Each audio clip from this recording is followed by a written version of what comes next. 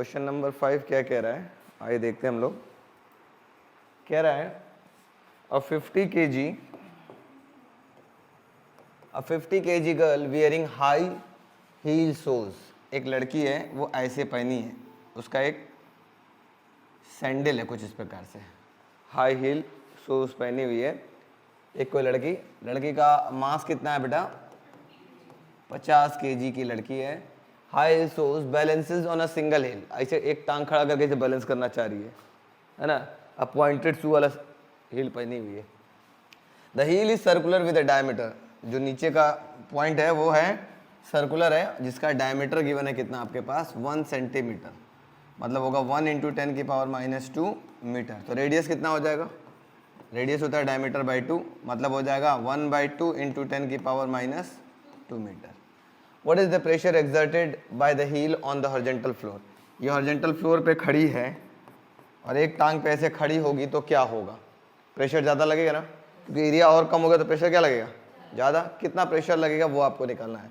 तो pressure equal to होगा बेटा फोर्स अपॉन एरिया। फोर्स हो जाएगा क्योंकि नीचे की डायरेक्शन में फोर्स का लगेगा, जिसको हम वेट बोलेंगे, which is equal to mg। तो फोर्स हो गया mg अपॉन में एरिया होगा, चूँकि सर्कुलर उसका अगर शूज़ का नीचे का पॉइंट है बोला ना सर्कुलर है, तो ये हो जाएगा πr²। m की वैल्यू कितना है 50, g की वैल्यू 9.8 अपॉन में पाई की वैल्यू होती है 3.14 और r की वैल्यू है 0.5 × 10⁻² का होल स्क्वायर। ठीक है, इसको हम लोग सॉल्व कर लेते हैं। तो जो प्रेशर लगेगा उसके हील पर वो लगभग लग रहा है 6.24 × 10⁻6 पास्कल। बात समझ में आ गई, नोट करो फटाक से। क्वेश्चन नंबर 5,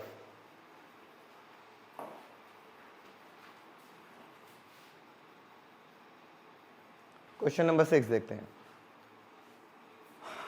टॉरसली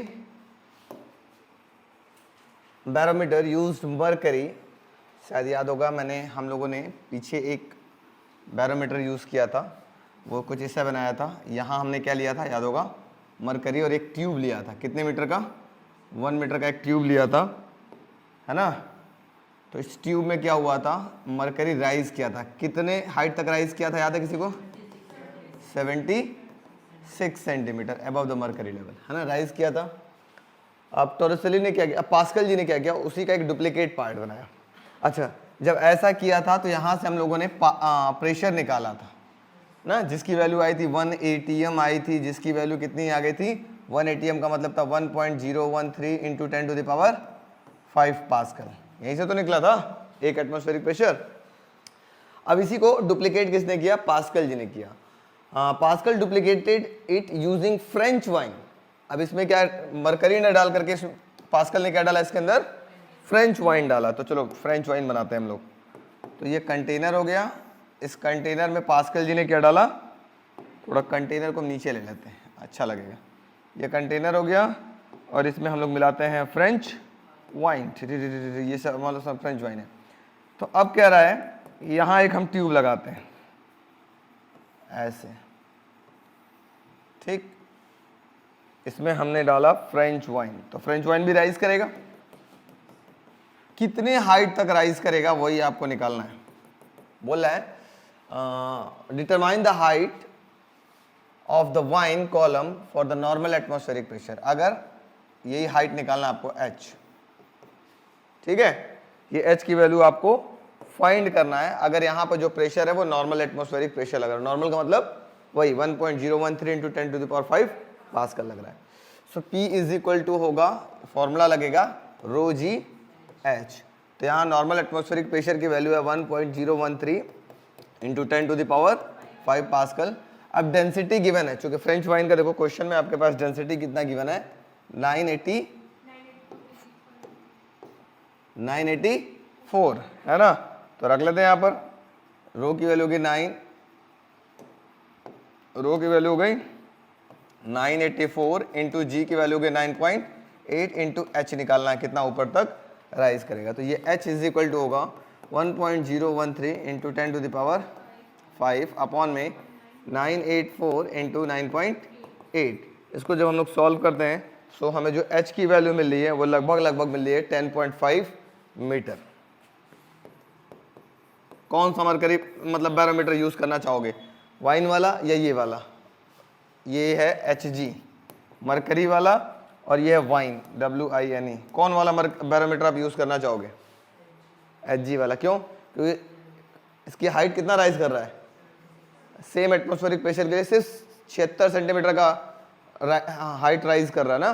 मतलब आप 1 मीटर का ट्यूब लोगे तो काम बन जाएगा, लेकिन इसके लिए ट्यूब कितना बड़ा लेना पड़ेगा, 10.5 मीटर से लंबाई ट्यूब लेना पड़ेगा ना, तभी तो हमको नहीं तो पता चला। तो इतना बड़ा बैरोमीटर बार बार लेके कहाँ हम लोग ढोएंगे, है ना। इस वजह से हमारे लिए बेहतर होता है कि हम इसमें क्या यूज़ करें, मरकरी यूज़ करें instead of French wine. Note कर लो फटाफट।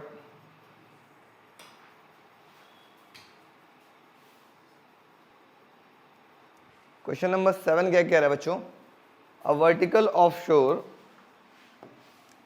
structure is built to withstand a maximum stress of 10 to the power 9 pascal. मतलब कोई एक स्ट्रक्चर है वो लगभग 10 to the power 9 पास्कल का अगर उसके ऊपर हम प्रेशर देते हैं तो उतना वो बर्दाश्त कर सकता है, ठीक है। उससे कम देंगे तो बर्दाश्त कर पाएगा कि नहीं, कर लेगा। उससे ज़्यादा का प्रेशर देंगे तो क्या होगा, टूट जाएगा। मतलब मैक्सिमम वो इतना प्रेशर को मतलब बर्दाश्त कर सकता है, इससे ऊपर ज़्यादा देंगे तो टूट जाएगा। तो बोला है is the structure suitable to put up on the top of oil well in an ocean. मतलब जो ओशन में ऑयल वेल है उसके ऊपर क्या इस स्ट्रक्चर को रखा जा सकता है। अगर बोल रहा है the depth of ocean to be रफली, जो हाइट बोल रहा है मतलब जहां पर रखना है वो कितने गहराई में रखना है आपको, 3 किलोमीटर। मतलब होगा 3 into 10 to the power 3 metre. Density of water वो होगा 10 टू द पावर 3 kg पर मीटर क्यूब। और जी की वैल्यू आपको ऑलरेडी पता 9.8 मीटर पर सेकेंड स्क्वायर। प्रेशर निकाल के देखो, अगर प्रेशर की वैल्यू इससे ज़्यादा आएगा तब तो ये स्ट्रक्चर काम लायक नहीं है, टूट जाएगा। अगर प्रेशर इससे कम आ रहा है तो बर्दाश्त कर सकता है उतनी प्रेशर। सो निकालते हैं, P इज इक्वल टू होगा H row ji. P is equal to H की वैल्यू आ गई 3 into 10 to the power 3, density of water 10 to the power 3, जी की value 9.8। P is equal to होगा 8 3 24, 9 3 27 और 2 29, 29.4 इंटू 10 टू द पावर 6, या P is equal to लिख सकते हैं 2.94 into 10 to the power 7 pascal. क्या ये बर्दाश्त कर सकता है, प्रेशर कम है ना पहले वाले से, इसका मतलब ये उसके ऊपर रह सकता है, कोई प्रॉब्लम नहीं है। नोट कर लीजिए।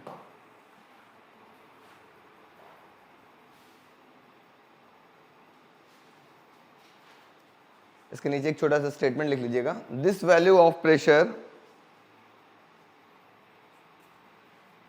This value of pressure is less than the stress 10 to the power 9 Pascal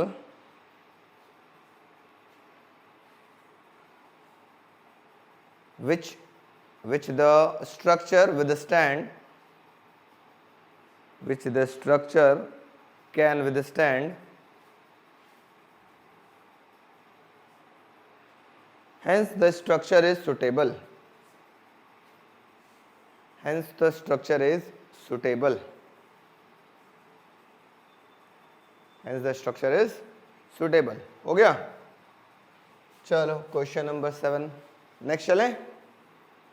चलिए क्वेश्चन नंबर 8 देख लेते हैं हम लोग। क्वेश्चन नंबर 8 क्या कहता है, 8 भाई साहब को हम लोग बुला लेते हैं। क्लास 8 आप ऊपर आ जाओ।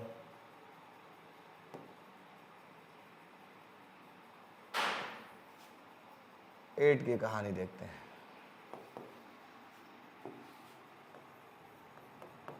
8 कह रहा है hydraulic automobile lift is design to lift a car with a maximum mass of 3000 kg। अरे याद होगा हम लोग एक हाइड्रोलिक लिफ्ट बनाए थे, याद है कुछ, एक तरफ पतला दूसरी तरफ क्या था, मोटा। किस पे कार को रखोगे, पतले वाले पे कि मोटे वाले पे? क्यों रखेंगे? हाँ, क्योंकि मोटे वाले पे कार इस वजह से रखेंगे ये कार है मान लो, और यहाँ वाले पिस्टन पे हम लोग क्या करेंगे, फोर्स लगाएंगे। जो फोर्स लगाएंगे, जो प्रेशर यहाँ ट्रांसमिट होगा वही प्रेशर इधर भी ट्रांसमिट होगा, है कि नहीं। वॉट एवर द प्रेशर यहाँ से दिया जाएगा वही प्रेशर इधर भी ट्रांसमिट होगा। तो ये बोल रहा है hydraulic automobile lift is design to lift a car with maximum mass of, उस मान लेते हैं उस कार का जो मास है कितना, वो है 3000 kg तक के कार को उठा सकता है।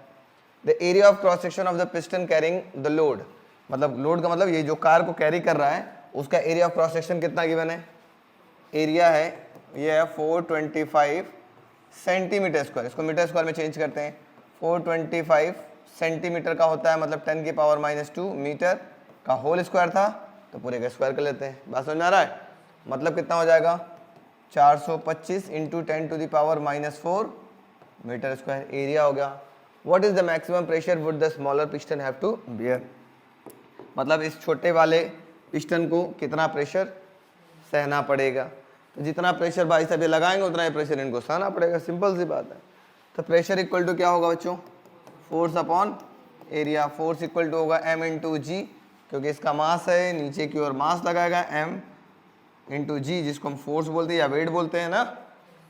तो फोर्स हो गया mg और एरिया आपके पास ऑलरेडी गिवन है, रख लेते हैं वैल्यू। m की वैल्यू हो गया 3000 इंटू जी की वैल्यू कितनी होगी 9.8, होल अपॉन में एरिया है 425 into 10 to the power -4। Solve कर लेते हैं। ये प्रेशर की वैल्यू हम बता देते हैं मोटी मोटा, ये आ रहा है आपके पास 6.92 into 10 to the power 5, 6.92 into 10 to the power 5 pascal, ये आएगा प्रेशर। बात समझ में आई, नोट कर लो फटाक से।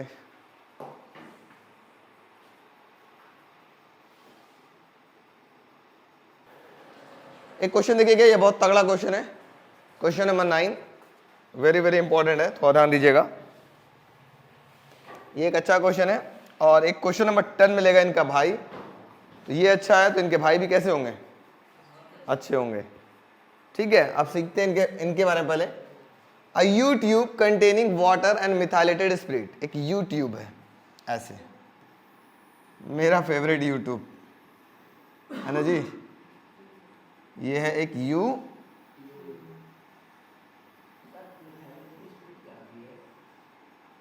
मिथाइल अल्कोहल वाला, यार सेंट टोंटे देखे हो, सेंट परफ्यूम लगाते हो परफ्यूम, तो उसके अंदर यही सब होता है ना, मिथाइल अल्कोहल वगैरह तो होता है।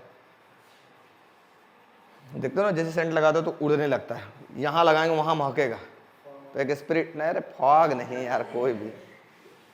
A U-tube contain water and methylated spirit separated by a mercury column. The mercury column in the two arm are level with 10 centimeter of water. मतलब ये है आपके पास मरकरी, और दोनों में मरकरी जो है बराबर लेवल पर भरा हुआ है। ये यहाँ से यहाँ तक मरकरी है, मर मर मर मर मर मर मर मर मर मर मर मर मर करी करी करी करी करी करी करी करी करी करी करी करी करी करी करी, ये मरकरी। ये रेड वाला क्या आपके पास मरकरी Hg, दोनों में बराबर है। अब क्या बोल रहा है, the mercury column in the two arm are level, mercury level पर है, with 10 centimetre of water in one arm, एक आर्म में 10 सेंटीमीटर तक का वाटर है, मतलब इसमें ये वाटर भर लेते हैं ब्लू कलर का, ये है आपके पास वाटर। वाटर की हाइट कितनी है बेटा 10 सेंटीमीटर, ठीक। And 12.5 centimetre of spirit in other, और दूसरे वाले में क्या भरा जा रहा है, स्पिरिट भरा जा रहा है, कितना 12.5, तो थोड़ा सा ऊपर तक होगा ये स्पिरिट, टक चक टक चक टक चक टक चक टक चक टक, ये क्या है आपके पास स्पिरिट, ये है आपके पास वाटर, ये है 12.5 सेंटीमीटर स्पिरिट, SPIRIT, और ये है आपके पास ब्लू वाला वाटर, वाटर वाटर, ठीक है। अच्छा, अब बोला what is the specific gravity of the spirit, specific gravity of spirit, इस स्पिरिट का स्पेसिफिक ग्रेविटी निकालना। तो याद होगा शायद मैंने फॉर्मूला बताया था, स्पेसिफिक ग्रेविटी इक्वल टू होता है SPECIFIC, specific gravity equal to होता है density of substance density of substance upon में density of water at 4 degree Celsius. याद आ रहा है क्या कुछ कुछ, है ना? सो बेटा अब यहां पे देखने वाली बात है, यहां पे मरकरी का लेवल दोनों में कैसा है? सेम है। इसका मतलब इधर से प्रेशर और इधर से प्रेशर दोनों बराबर होगा तभी तो मरकरी का लेवल सेम है। अगर एक तरफ से प्रेशर ज्यादा एक तरफ से प्रेशर कम होता तो मरकरी ऊपर नीचे राइज कर चुका होता, है ना?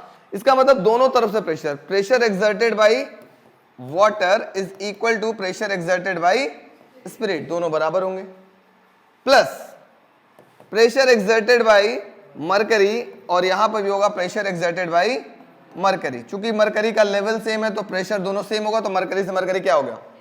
कैंसिल हो गया, सीधी सीधी बात। अगर लेवल अलग अलग होता तो दोनों का प्रेशर अलग अलग हम लोग लेवल लिख करके चलते हैं, ठीक है? अब यहां देखो pressure exerted by water, formula क्या होगा बच्चों? H height of water density of water into G होगा। उसी तरीके से प्रेशर एक्सर्टेड बाय स्पिरिट क्या होगा? Height of spirit density of spirit into G। G से G क्या होगा? कैंसिल। अब आपको क्या निकालना है बच्चों? स्पेसिफिक ग्रेविटी ऑफ स्पिरिट, तो फॉर्मूला क्या होगा जल्दी बताओ? डेंसिटी ऑफ स्पिरिट अपॉन में density of water at 4 degree Celsius. तो डेंसिटी ऑफ स्पिरिट यहां दिख रहा है, वाटर का डेंसिटी इसके नीचे भेज देते हैं, तो ये हो जाएगा HW अपॉन में इसको इसके नीचे भेज दो HS equal to density of spirit और इसके नीचे भेज देते हैं डेंसिटी ऑफ वाटर। ये क्या कहलाएगा? यही तो स्पेसिफिक ग्रेविटी कहलाएगा। इसको क्या बोलेंगे? Specific gravity of spirit. जो ऊपर होता है उसी का स्पेसिफिक ग्रेविटी होता है, ठीक है? तो स्पेसिफिक ग्रेविटी ऑफ स्पिरिट कैसे निकलेगा? हाइट ऑफ वाटर कितना था बच्चों जल्दी बताओ? 10 इंटू 10 की पावर -2 मीटर। और हाइट ऑफ स्पिरिट कितना था बेटा? 12.5 इंटू 10 की power -2 metre equal to specific gravity of spirit. थोड़ा सा सॉल्व कर लो, इसकी वैल्यू कितनी आ रही है? 10 की पावर -2 से 10 की पावर -2 कैंसिल, 10 अपॉन में 12.5 लगभग 8 पॉइंट समथिंग आना चाहिए, ये आ रहा लगभग 0.8।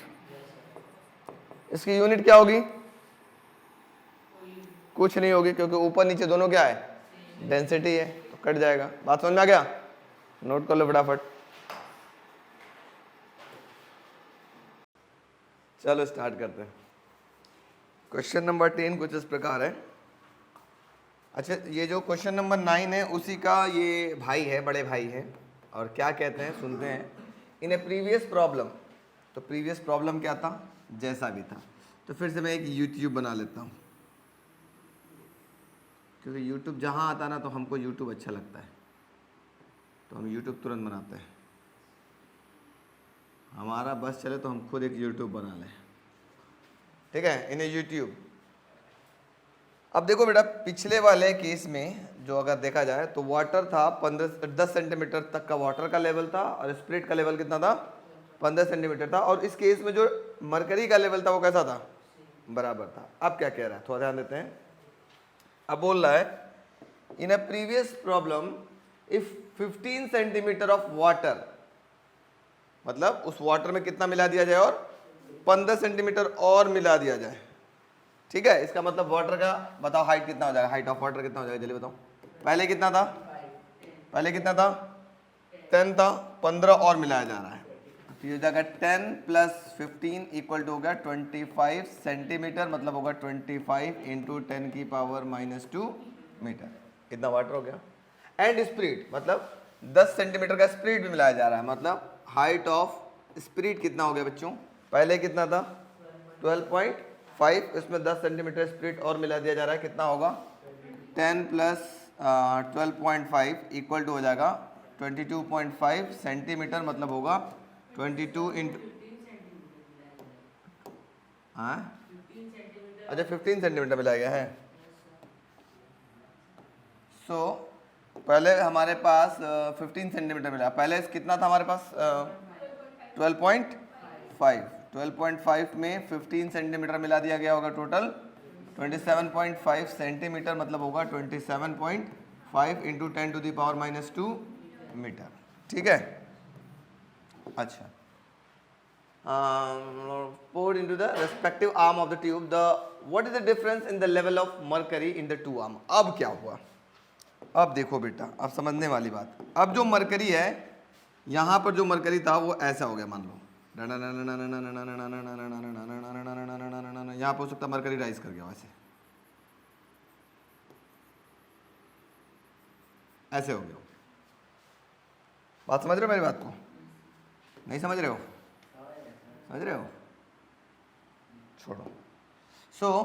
अब यहाँ पर मिला हुआ है आपके पास क्या, पानी। पानी का लेवल कितना था बच्चों? पानी की हाइट कितनी थी जल्दी बताओ? 25 सेंटीमीटर। ठीक, और यहाँ मिला था आपके पास क्या, स्पिरिट, और स्पिरिट का लेवल कितना था? 27.5 सेंटीमीटर। अब देखो यहाँ पर ये डिफरेंस दिख रहा है इन दोनों के लेवल में, मरकरी में, है ना? तो ये कितने मरकरी का लेवल डिफरेंस, वही बोला what is the difference in the level of mercury in the two arm, दोनों आर्म के बीच का जो मरकरी का लेवल है उसका डिफरेंस आप बताइए।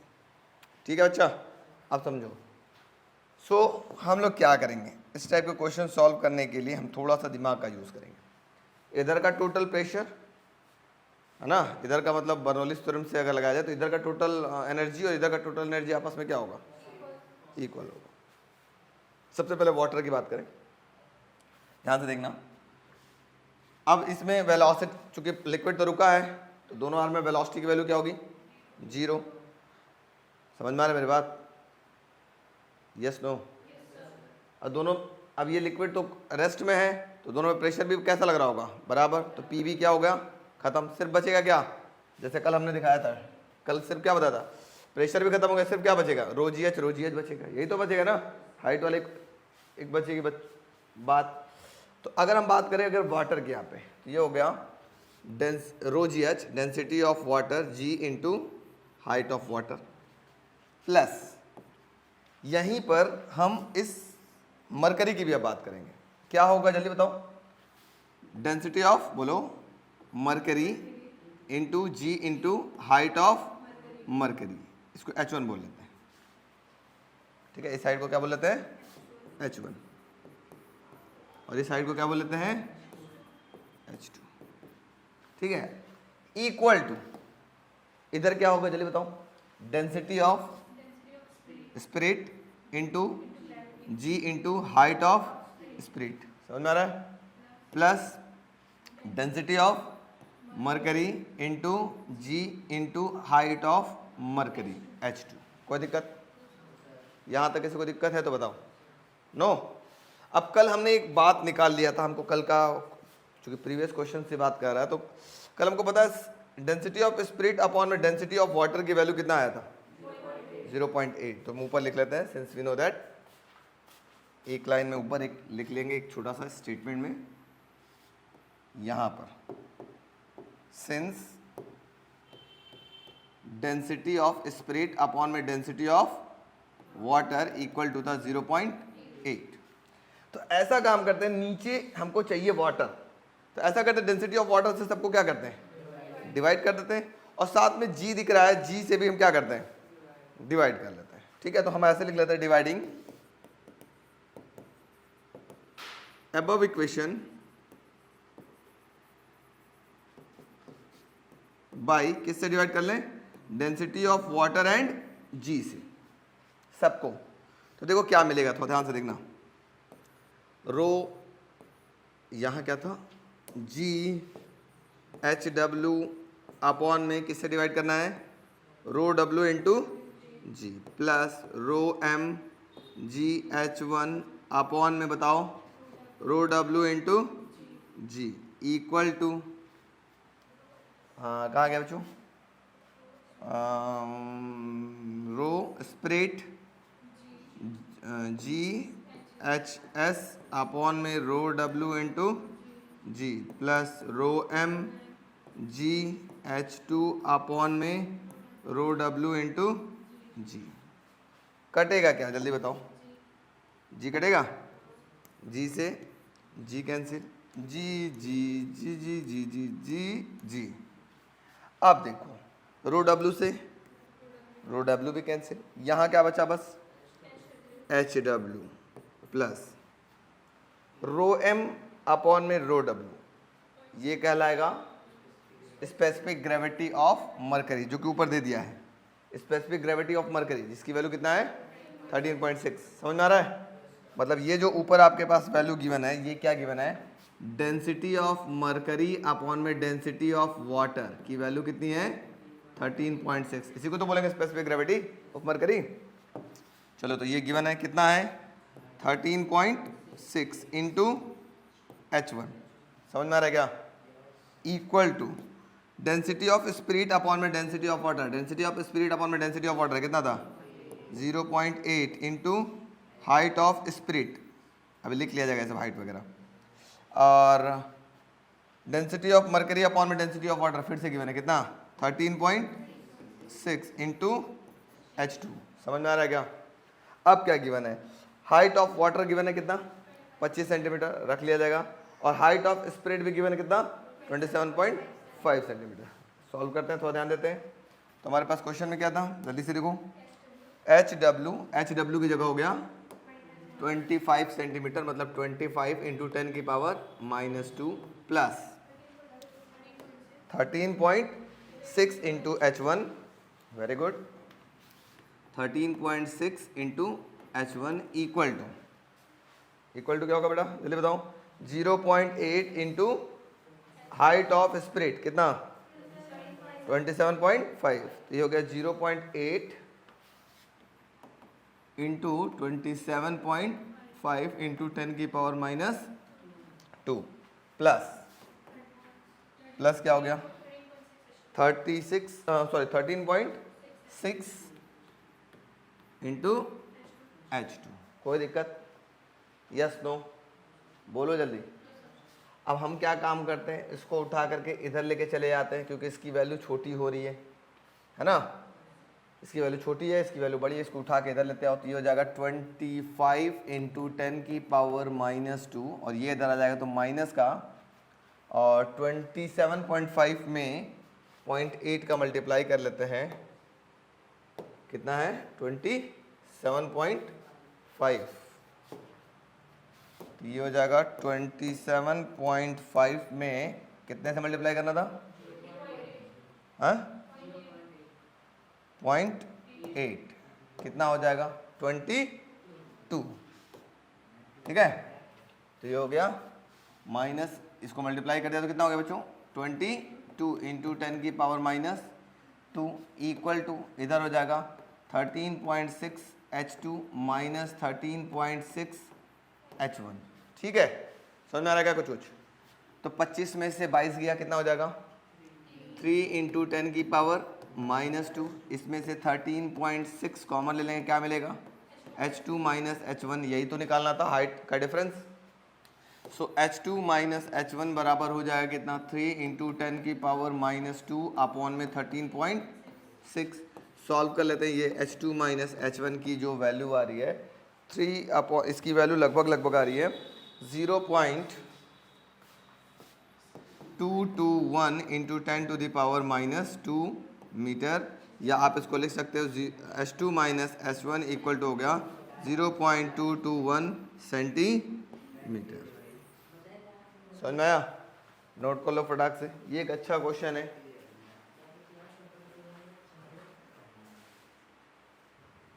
चलो नेक्स्ट क्वेश्चन देखते हैं, क्वेश्चन नंबर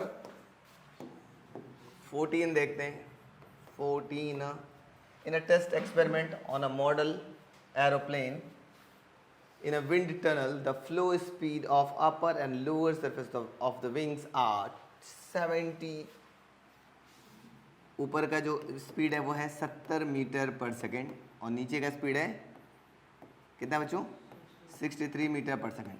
बताओ नीचे का स्पीड कम है तो नीचे प्रेशर क्या होगा, ज़्यादा, तभी तो उठेगा ऊपर, और ऊपर का स्पीड ज़्यादा है तो प्रेशर कैसा होगा कम, और कम हो जाएगा, स्पीड बढ़ने से और कम हो जाएगा, नीचे का स्पीड और बढ़ जाएगा, इस वजह से एरोप्लेन उड़ जाता है। याद है ना, कुछ कहानी बताया था। Respectively what is the lift sorry, what is the lift on the wing if it's area is, अगर इसका एरिया गिवन है 2.5 मीटर स्क्वायर, लिफ्ट निकालना मतलब कितना फोर्स लग रहा है ऊपर की ओर, वो आपको निकालना है। Take the density of air, अगर हमको एयर की डेंसिटी क्वेश्चन में दे दिया, डेंसिटी ऑफ एयर इधर ही लिख लेते हैं, डेंसिटी ऑफ एयर कितना गिवन है 1.3 kg पर मीटर क्यूब। अब समझो, समझ जाओगे तो बहुत अच्छी बात, और नहीं समझोगे तो बहुत अच्छी बात। अब चूंकि बेटा एरोप्लेन जो होता है, आता, तुम लोग एरोप्लेन देखे हो कभी? देखो, हम एरोप्लेन जब आता है ना तब छोड़ते नहीं इसको बनाने से, मेरा फेवरेट है, एकदम एग्जैक्ट बनाते हैं, देखा है? इसका जो पंखवा है एरोप्लेन का, दोनों की हाइट क्या है? सेम होती है कि अलग अलग? अलग अलग होगी तो क्या होगी? ऐसे, ये ऐसे होगी तो ऐसे। अब अकॉर्डिंग टू बर्नौलीज थ्योरम, आ जाते हैं बर्नौली बाबा को थोड़ा सा पहले देख लेते हैं, उसके बाद बताते हैं। कहाँ गया भाई साहब? बर्नौली जी कहाँ है? बर्नौली जी में देखो हाइट क्या था दोनों का? ऐसे ऐसे था, एगो ऐसे एगो ऐसे, है ना? तब हमारे पास फॉर्मूला यहाँ पर आया था H2 - H1, है ना? अगर दोनों का हाइट सेम हो जाए तो H1 वाला कॉन्सेप्ट क्या हो जाएगा? 0 हो जाएगा। बात समझ में आ रही है क्या? पहले भी हम ऑलरेडी बता चुके हैं। सो अगर हम इस एरोप्लेन की बात करेंगे तो इसका विंग्स जो होता है वो दोनों की हाइट क्या होगी? सेम होगी। इस वजह से इसमें H1 वाला कॉन्सेप्ट क्या होगा? 0 हो जाएगा। तो फॉर्मूला लगाओ, फॉर्मूला क्या होगा? पंख के नीचे का फॉर्मूला, पंख के ऊपर का फॉर्मूला। सो पहले पंख के नीचे की बात करते हैं। P प्लस रो जी, H की जगह हो जाएगा 0 प्लस 1/2 रो V स्क्वायर। तो यहाँ V1 P1 ऐसे लिख लेते हैं। अपर पोर्शन की बात कर लिया।